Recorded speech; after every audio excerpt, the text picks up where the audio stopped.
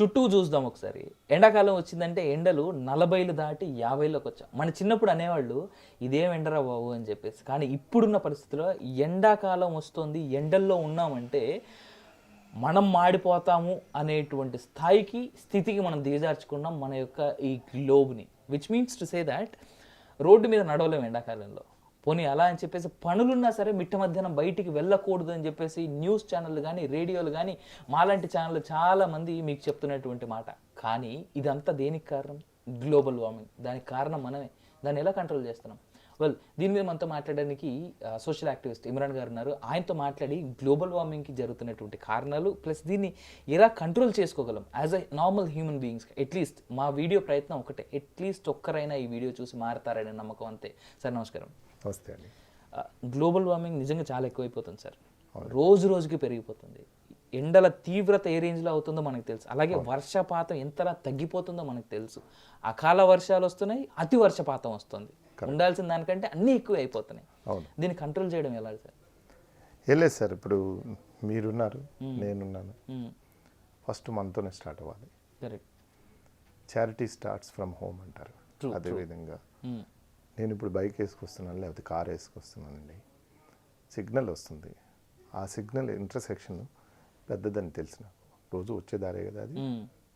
అక్కడ ఏం చేయాలి అక్కడ నేను సిగ్నల్ పడంగానే బండి ఆపేసేయాలి, ఇంజిన్ ఆపేయాలి. ఒకవేళ మోటార్ సైకిల్ ఉందనుకోండి, మోటార్ సైకిల్ కిక్ కొట్టే అవసరం లేదు కదా ఇప్పుడు. ఈ మధ్య అన్ని ఎలక్ట్రిక్ స్టార్ట్, బటన్ స్టార్ట్ వచ్చేసినాయి. అందుకని మనం ఆపేసేసి 2 minutesలో స్టార్ట్ చేసేసుకుంటే చాలా వరకు చాలా లాభాలు ఉంటాయి దాని. మీకు తెలుసు, ఒకటి ఫ్యూయల్ కన్జంప్షన్ పెరుగుద్ది, రెండోది సిగ్నల్ ఏరియాలో ఉన్నాయి అండ్ హీట్ వేడి తగ్గిపోద్ది, మూడోది పొల్యూషన్ ప్రాబ్లం అయిపోతుంది, తగ్గుతుంది. తర్వాత గ్లోబల్ వార్మింగ్కి ఒక చిన్న హెల్ప్ చేసిన వాళ్ళు అవుతాం. Especially India is a big country, చాలా పెద్ద కంట్రీ. మనకు 140-130 కోట్ల జనాలు ఉన్నారు. వీళ్ళలో చాలామంది వాహనాలు, 2 wheelers ఎక్కువ కదా ఇక్కడ. వీళ్ళు కనుక అందరూ ట్రై చేస్తే చాలా వరకు హెల్ప్ అవుతుందని నా యొక్క అభిప్రాయం సార్. ఇదే కాకుండా మీరు ఇప్పుడు పాత మానిటర్స్ ఉన్నాయి, పాత టీవీలు ఉన్నాయి, పాత చాలా కంప్యూటర్ ఈ వస్తువులన్నీ ఉన్నాయి. వీటిని తీసుకెళ్ళి ఈ వేస్టేజ్ని తీసుకెళ్ళి ఎక్కడో డంప్ చేసేస్తున్నాం. ఎవడో వచ్చి 4 కేజీ ఉల్లిపాయలు ఇచ్చేవాడు పాతకాలంలో. ఇప్పుడు ఇవ్వడం అనుకుంటా, ఇప్పుడు ఉల్లిపాయలు పెరిగినాయి కాబట్టి ఇప్పుడు 80 రూపాయల కిలో. ఆ ఉల్లిపాయలు అనేటువంటిది ఇచ్చి తీసుకెళ్లకుండా, వాడు తీసుకెళ్ళి ఎక్కడో డంప్ చేయకుండా వాటిని సరైన చోటు తీసుకెళ్ళి రీసైక్లింగ్లో ఏం చేస్తారు, ప్లాస్టిక్ సపరేట్ చేసేస్తారు, గాజు ఉంటే గాజు సపరేట్ చేసేస్తారు. What ever it is, metal is there is a metal separate. వీటిని సపరేట్ చేసుకుంటే మనకి చాలా వరకు మళ్ళీ దాన్ని రీయూజ్ చేసుకుని మనం ఛాన్సెస్ ఉంటాయి, చాలా బాగా పనికి వస్తుంది. అదొకటి మన గ్లోబల్ వార్మింగ్కి చాలా వరకు పనిచేస్తుంది. అదేవిధంగా మనం ఏసీలు ఉన్నాయి, ఏసీలు కూడా తెగేసేస్తున్నాం. ఆ ఏసీ కూడా ఎండాకాలంలో మనం వేయకూడదండి, అవసరం ఉన్నప్పుడే వేయాలి. కొంతమంది ఉన్నారు మార్నింగ్ ఏసీ వేస్తే 24 hours ఏసీ ఉంటుందే ఉంటుంది.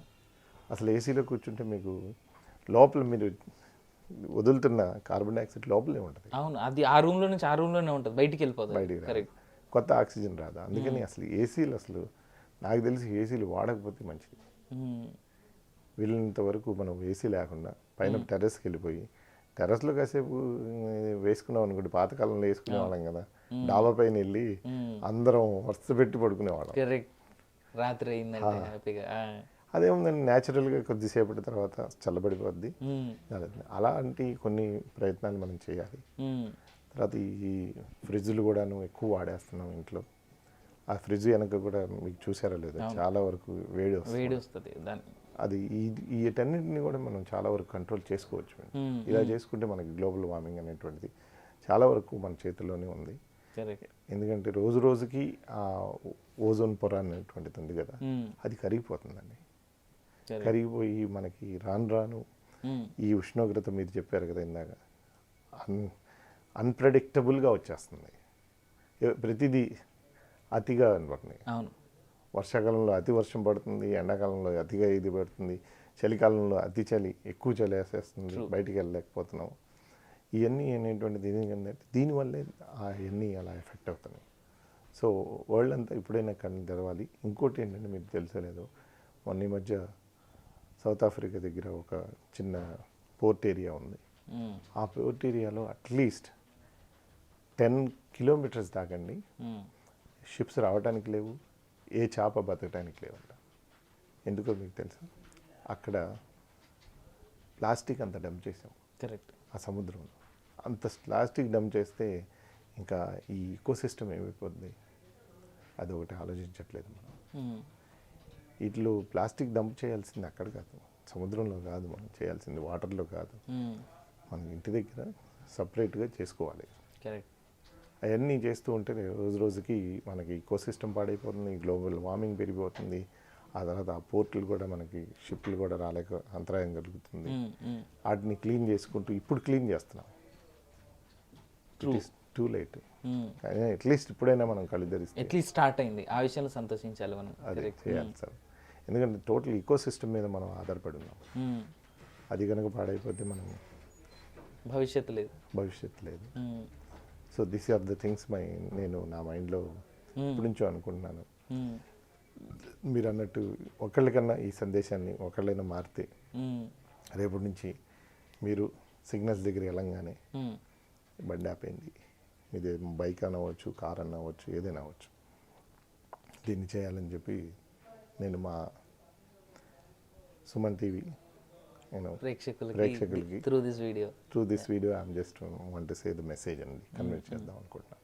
సో ఇదే విధంగా మీరు చెట్లు కూడా బాగా పెంచాలండి. మనం చెట్లు ఎక్కడెక్కడ పెంచాలి అంటే మన ఇంట్లో ఉన్న బాల్కనీలో కొన్ని చెట్లు పెంచాలి. తర్వాత పైన టెర్రస్ ఉంటుంది ప్రతి, అక్కడికి కూడా మనం ఈ మధ్యకాలంలో మరీ ఎక్కువైపోయింది సార్. అంటే కొంతమంది అట్లీస్ట్ ఇంట్లో కూరగాయలు పెంచుకోవడం అది బాగా పెరిగిపోయింది.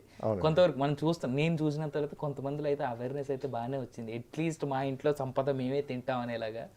బట్ ఇఫ్ అది అందరూ కనుక చేయగలిగినట్టయితే ఇంట్లో కూరగాయలు పండించుకోవచ్చు, హ్యాపీగా ఎంతో కొంత పచ్చదనంలో వాళ్ళు బ్రతుకుతున్నారు అనేటువంటి ఆలోచనలో కూడా ఉండొచ్చు. పొద్దున్నే మీరు పచ్చదనం చూస్తే యూ ఫీల్ ఫ్రెష్ అండి, ఫ్రెష్నెస్ వస్తుంది. అదేవిధంగా మనం ఇంట్లో ఫ్రిడ్జ్ ఉంది కదండి, ఫ్రిడ్జ్ డోర్ కూడా మాట్లాడితే తీయకూడదండి. ఇమీడియట్గా తీయకుండా ఫ్రిడ్జ్ డోరు ఒకేసారి ఆలోచించి తీస్తూ ఉంటే అంతే విధంగా కరెంట్ బిల్ కూడా సేవ్ అవుతుంది, మనకి అవుతుందండి.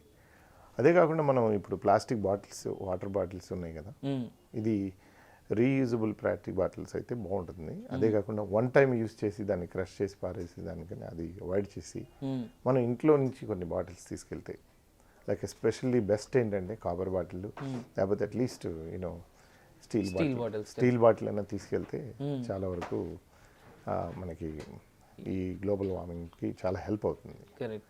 అదేవిధంగా మనం ఇంకోటి ఏంటంటే చేయాల్సింది, ఇంట్లో కూడా కొన్ని ప్లాంట్స్ పెంచాలి. ఇంట్లో ఆ ప్లాంట్స్ కూడా చాలా మంచి ప్లాంట్స్ ఉన్నాయి, ఇంట్లో పెంచాల్సిన ప్లాంట్స్ ఉన్నాయి. ఆ ప్లాంట్స్ చాలా అవసరం అండి, ఇంట్లో పెంచాల్సిన ప్రాబ్లం. అట్లీస్ట్ ఆక్సిజన్ పర్సెంటేజ్ మనం తెచ్చుకున్న వాళ్ళం అవుతాం మన ఇంటి వరకు మనం. Exactly. Correct. So thank you so much Imran గారు, మీ సజెషన్స్ మాకు ఇచ్చినందుకు. వెల్, ఈ వీడియో ద్వారా నేను చెప్పదలుచుకుంది ఏంటంటే, ఫ్రిడ్జ్, ఇమ్రాన్ గారు చెప్పినట్టుగా ఫ్రిడ్జ్ని కుదిరినంత తక్కువ సార్లు ఓపెన్ చేయడానికి ట్రై చేయండి. అఫ్కోర్స్ ఇంట్లో చిన్నపిల్లలు ఉంటే మనం కంట్రోల్ చేయలేం, బట్ అట్లీస్ట్ అర్థమయ్యేలా చెప్పండి. ఫ్రిడ్జ్ ఎన్నిసార్లు ఎంత ఎక్కువ సార్లు అయితే ఓపెన్ చేస్తామో అంత ఎక్కువ కరెంట్ బిల్ మనకి పెరిగే ఛాన్స్ ఉన్నాయి. ఇంకోటి ఏంటంటే, ఫ్రిడ్జ్ ఎక్కువసార్లు ఓపెన్ చేయడం వల్ల గ్లోబల్ వార్మింగ్కి కూడా, అంటే ఈ హీట్ ఎక్కువ జనరేట్ అవ్వడానికి మనమే ప్రత్యక్షంగా పరోక్షంగా కారణమైన వాళ్ళం అవుతాం. అలాగే ఏసీలు వాడేటువంటి వాళ్ళు ఇంకా దాంట్లోనే పుట్టి పెరిగిన వాళ్ళ సంగతి నేను చెప్పలేను, కానీ ఏసీల వాడకం తగ్గించి కూలర్లు వాడితే అది మన ఆరోగ్యానికి మంచిది, మనకు మంచిది. రెండోది, కూలర్ వాడకం వల్ల జరిగేటువంటి ఇంకో మంచి ఏంటంటే, ఓపెన్ ఎయిర్లో మనం కూలర్ని పెట్టుకుంటాం కాబట్టి బయట ఉండేటువంటి ఎయిర్ రూమ్లోకి తోసిద్ది. అదే ఏసీ అనుకోండి, క్లోజ్డ్ రూమ్లో వాడతాం, సో ఆ రూమ్లో ఉండేటువంటి గాలి ఆ రూమ్లోనే ఉంటుంది. ఇది ఒకటి ఆలోచించాలి. రెండు, ఇమ్రాన్ గారు చెప్పినట్టుగా చెట్లు పెంచడం, చిన్న మొక్కలు మీ ఇంట్లో పెంచుకున్నా సరే అట్లీస్ట్ ఏదో సరదాగా పెంచుకోండి. ఏ వంకాయ మొక్కో, బెండకాయ మొక్కో, టమాటా మొక్కో, ఆఖరికి కొత్తిమీర వేసుకున్నా సరే అది ఇచ్చేటువంటి 1% ఆక్సిజన్ అయినా it helps a lot to breathe fresh, to live fresh. మనిషికి ఆక్సిజన్ పర్సెంటేజ్ ఎంత ఎక్కువ ఉంటే అంత హెల్దీగా ఉంటాడంటాడు మనిషి. అది డాక్టర్లు చెప్తున్నటువంటి మాట. ఆలోచిస్తారని చెప్పేసి, ఆచరిస్తారని చెప్పేసి. ఫైనల్గా ఒక మాట, ఇమ్రాన్ గారు అన్నట్టుగా ట్రాఫిక్ సిగ్నల్స్లో వెహికల్ ఇంజన్ కనుక మనం ఆపినట్టయితే, if you know that the signal is going to be longer than 1 minute, engine ఆపినట్టయితే హీట్ కన్జంప్షన్ని తగ్గించిన వాళ్ళం అవుతాం, అలాగే ఫ్యూయల్ కన్జంప్షన్ని తగ్గించిన వాళ్ళం అవుతాం. చుట్టుపక్కల ఉండేటువంటి హీట్ జనరేట్ ఏదైతే వేరే వేరే ఇంజన్స్ నుంచి వస్తుందో అట్లీస్ట్ మన వల్ల 1% తగ్గినా అది తగ్గినట్టే. మార్పు మనలోనే మొదలవ్వాలి, మనతోనే మొదలవ్వాలి. ఆ మార్పు మీతో మొదలవ్వాలని చెప్పి మనస్ఫూర్తిగా కోరుకుంటున్నాడు అవిన్ గారు. Thank you so much for watching ఆ ఛానల్. నేను అవిన్ సైనింగ్ ఆఫ్.